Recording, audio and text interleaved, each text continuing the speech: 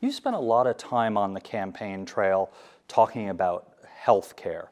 Here in Arizona, anybody who is using the marketplace through what everybody knows as Obamacare, most people only have one option for an insurer. Is there anything you could do as an elected senator to increase the options for people? So first, let me just say that this is the part of our current healthcare system that's working the worst. It's not working well. In Arizona, folks only have one option for a provider, and if they don't qualify for a subsidy, it is not affordable. They can't afford to pay the premiums or the deductibles. I actually think that we should reconsider this part of the healthcare law and figure out a new way to provide care to people who don't get coverage through their employer or who own their own small business. So that's an area of healthcare law that I want to fix. But I also got to tell you that as I travel the state and hear from Arizonans, healthcare is the #1 issue that people talk to me about. And while they're concerned about the increasing costs of healthcare, they're even more concerned about what's at stake and what they could lose. So people with pre-existing conditions talk to me every single day and are concerned about losing that protection that they have right now. So, whether your son has asthma or your mom has diabetes, right now you can get coverage and you can't be discriminated against for that pre-existing condition. But that's in jeopardy right now. And if it were to be taken away by Congress, they tried once last year, they said they're going to try again right after the election, then nearly 2.8 million Arizonans could lose access to their health care coverage. And that's really scary for people. The president recently announced the renegotiation of what was NAFTA has a new name now. From what you've seen of it, and it's obviously a bulky document, is it a good deal for Arizona? Well, it's too early for us to tell what this new trade agreement will be like for Arizona. But one thing I can tell you that we do know about already is the impact that tariffs have had on Arizona's economy. Tariffs have been hitting us particularly hard because we do a lot of manufacturing and we have a very robust agricultural community. So I hear from cotton farmers in southern Arizona that they're earning 25% less per bushel than they were before the tariffs. They're still working as hard, they're just not making as much money. We've seen 5 dairy farms that have sold since the tariffs have come into effect, and I hear from our manufacturing folks every day that they're concerned about these increased costs around aluminum and steel. So businesses tell me over and over again that they're paying more and getting less in profit because of these tariffs. So while the president is working to renegotiate a new trade agreement, he's really upended the apple cart by instituting these tariffs and threatening a trade war with Mexico, Canada, and our trading partner China. We need to have those good agreements and those good working relationships for Arizona businesses to thrive. And here in southern Arizona in particular, those tariffs hit hard because 97% of our businesses are small businesses where they can't absorb those additional costs. So it's really very, very, very economically damaging for our businesses.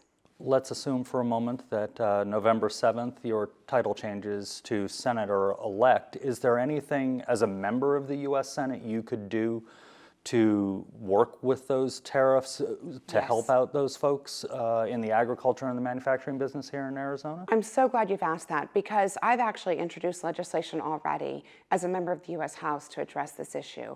Congressman Mike Gallagher is a Republican congressman from Wisconsin, but he and I have introduced legislation together that allows Congress to overrule the president's take on tariffs and these trade wars when his actions are bad for American businesses.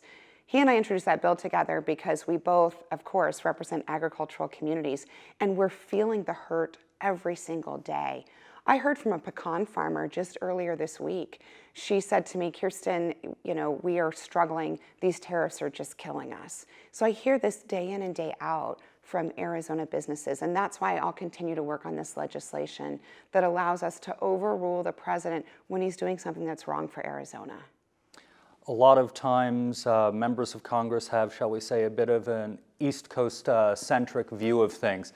That's for sure. How do you, as a native of Tucson, someone who left the state but came back as soon as it was up to you, to the Arizona area. How do you push through those Western priorities on public versus private land and water issues that maybe some of the more powerful East Coast members of the Senate don't understand? I'm so glad you brought this up because Washington is chaotic and a mess, and they certainly have an East Coast bias. And so as a Westerner, born and raised right here in Southern Arizona, I take as much time as I can teaching my colleagues about what it means to be a Westerner and what it means to be an Arizonan.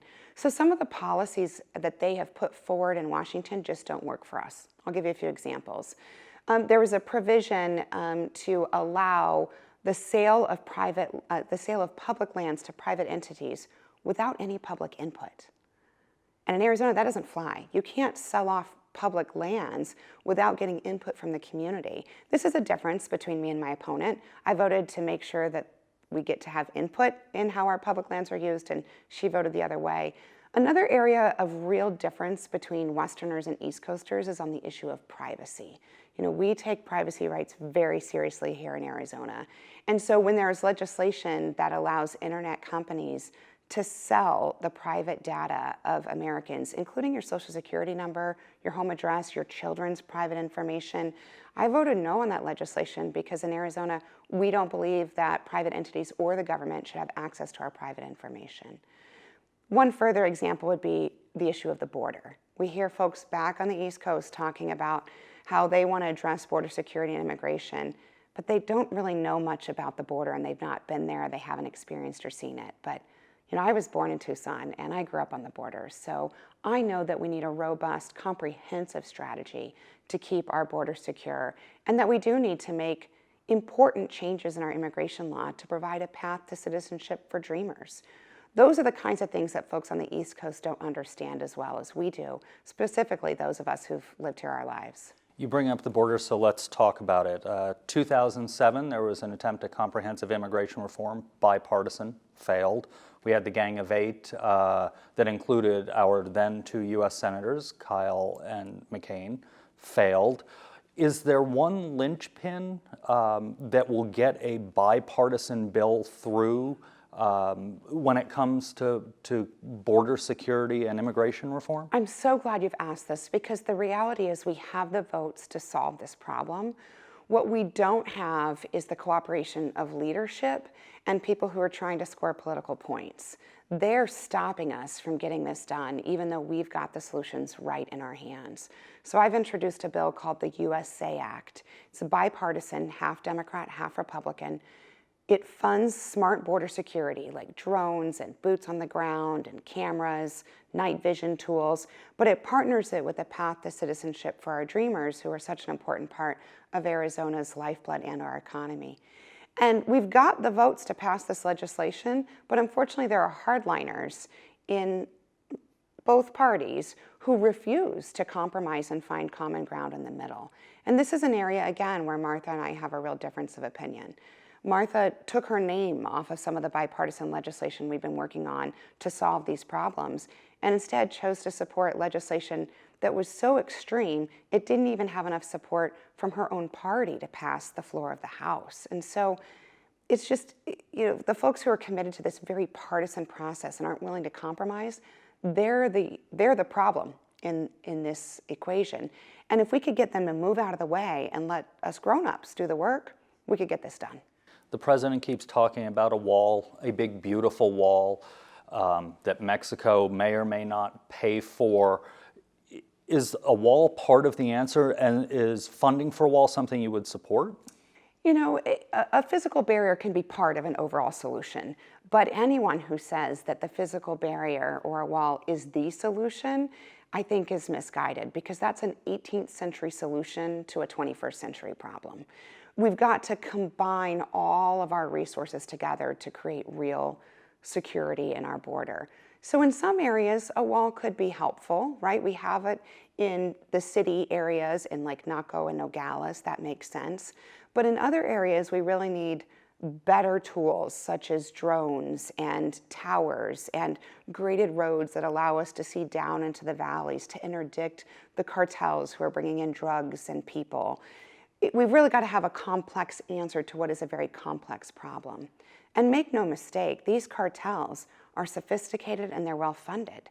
So if we think we can just build a simple wall and that will turn them away, we know that's not accurate. We've got to be more sophisticated than them to stop them from bringing in these harmful drugs and engaging in dangerous human smuggling. You mentioned a path to citizenship for DACA recipients. Do you want them to, for lack of a better term, jump in front of the line for folks who have been in the process of becoming citizens, or where in the line do they get? Well, the challenge for dreamers right now in our country is there's no line for them to get in. So these are kids who are brought to our country through no choice of their own, went to our schools, served in our military, have attended our colleges, and at some point they learn from a family member that they are not citizens, and their whole life changes at that moment. And for them, there is no line to get in. There's no path. There's no directions on what to do to rectify the situation that they didn't create. So I believe that a tough but achievable path to citizenship is what's fair for these young people. You know, they've gone to our high schools. They've, in many cases, graduated as valedictorians from our colleges, served in our military. They deserve to become citizens of the only country they've ever known. Let me jump back to water for a second. The Senate is working on a new drought contingency plan. Senator Kyle, Senator Flake have both said great things about it. But as a member of the Senate, obviously you would have some say on it. If you've seen it, is it a good idea, you know, the changes, the updates? And is it time for Arizona to stop being a junior partner on the Colorado? So the key for Arizona's future when it comes to water is forging partnerships with our states in the region. We've got to have good, healthy, trust-based working relationships with Colorado, New Mexico, Nevada, California, so that we all can share that water in a way that's equitable and provides long-term sustainability for Arizona. Now, Senator Kyle has been a leader on the issue of water for many years, and now that he's back serving in the United States Senate, it's my hope to work with him as a United States Senator to find this regional shared agreement. It is absolutely important that we do this together. Arizona should not go alone at this issue because we can't achieve our objectives unless we work together. Jumping to military, Davis-Monthan Air Force Base, home to the A-10. It's the main plane flown out of there. For a long time, the A-10 was in jeopardy. It's safe now, but the reality is it's an old plane. It won't fly forever. What can you do as a member of the Senate from Arizona to protect Davis-Monthan in the event of another round of base closures, which have been rumored to possibly be coming within the next few years? So this is a really important issue. There have been attempts to close bases in Arizona in the past, and the good news is the Arizona delegation has always worked together, Republicans and Democrats, to stop those attempts. And Davis-Monthan is so important for our community. I visited it myself and seen firsthand the incredible work that they do. And that's why just this year, we increased funding for Davis-Monthan by $52 million. We also increased funding for the A-10 by $163 million. So we wanted to make sure we're putting more dollars into this investment to protect the base. But my work to protect the A-10 has gone back for many years. In 2014, I was working with then Congressman Ron Barber, who served here in Southern Arizona before Martha McSally was elected. And we teamed up with Candace Miller, who was a Republican member of Congress, and we fought hard to save the A-10, and we got it done. And since that time, as Martha has come into Congress and as Ron has left, our delegation has continued to work together in a bipartisan way. Sometimes you might hear a little bit different story down here in Southern Arizona, but the reality is to save important programs like the A-10 and important parts of our community like Davis-Monthan, it has to be done together in a bipartisan way, and that's how we operate.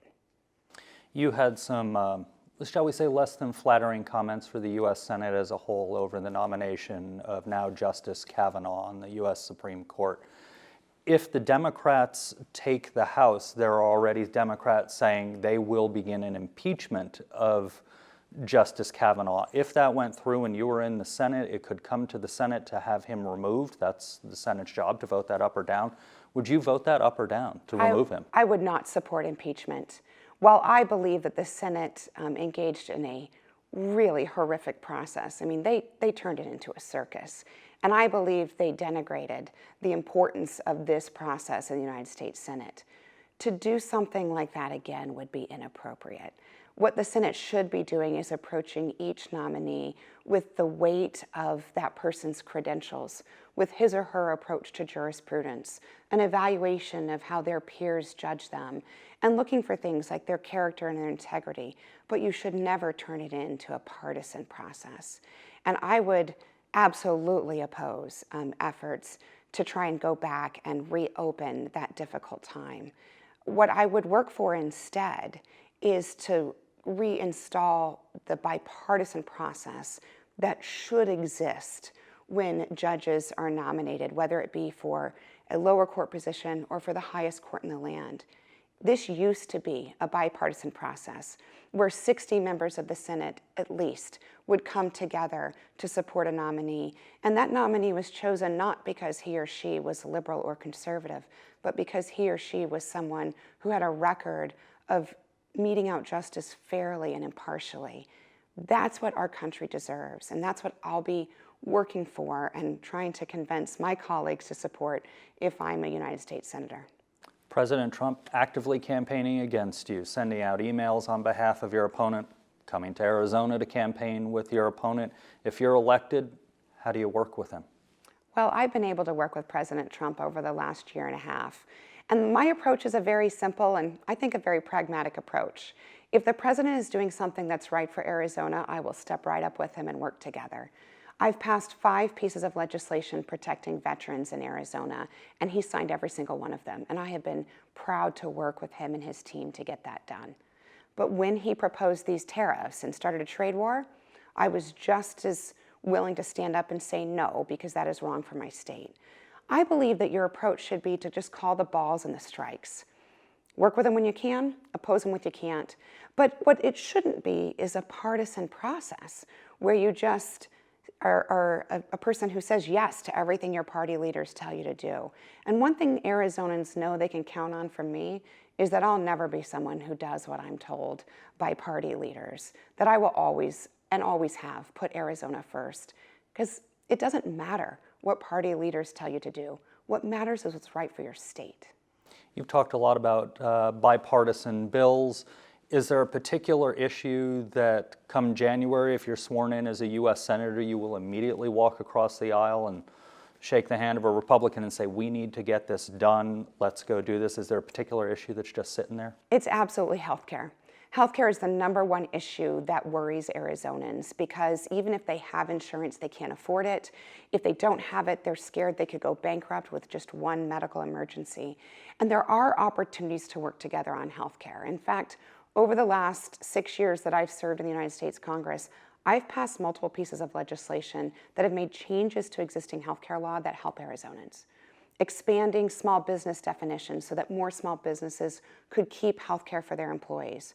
Delaying taxes such as the health insurance tax and the medical device tax, which are harmful taxes passed right on to consumers. So I've got a track record of being able to get this work done, but the first thing I'll do is work hard to find bipartisan support to protect people with pre-existing health conditions and to ensure that older Arizonans aren't paying as much as 5 times as much for their health care. These are critical issues that people talk to me about every day, and that's what I want to make sure I'm working hard to protect. It's been a rough campaign. Outside money, both sides coming in, running some pretty tough ads. Recently, you've been the target, of course, of the mushroom cloud over Phoenix ad and the now infamous pink tutu ad. Have you been surprised by the tone based on the fact that this is an open U.S. Senate race? You know, Martha has chosen to run a very negative campaign that's based on dirty smears and false attacks. And look, that's her choice. She can run that kind of campaign if she wants to. But Arizonans will choose a United States Senator based on who shares their values. They're going to choose a United States Senator based on who is working on the issues that matter most to everyday Arizonans. And while my campaign has been laser focused, talking about the things that matter to Arizonans, she's chosen to make her entire campaign just a series of outlandish attacks against me that have grown more and more frantic in recent weeks. And if she chooses to do that, it's her choice. but I think it's very disappointing, and I think Arizonans deserve better. As we wrap this up, a lot of that came from outside dollars. Is it time to relook at campaign finance if you make it to the Senate? I absolutely support repealing Citizens United and think that the United States Supreme Court made that decision wrongly. And that's why I've co-sponsored legislation in Congress that would require these outside dark money groups to disclose their contributors just like I do in my campaign, so that we have transparency and accountability. I've also introduced legislation that would ensure that foreign entities, such as foreign governments or foreign companies, can't contribute to American campaigns. That's illegal. But right now, there's no way to tell if it's happening because there's no disclosure requirements. That's really dangerous for our democracy. So I've introduced both of those bills, and I would continue to push that forward so that Arizonans can tell clearly and honestly who's spending to influence their decisions. Perfect. Thanks so much for sitting down with us. Thanks so much.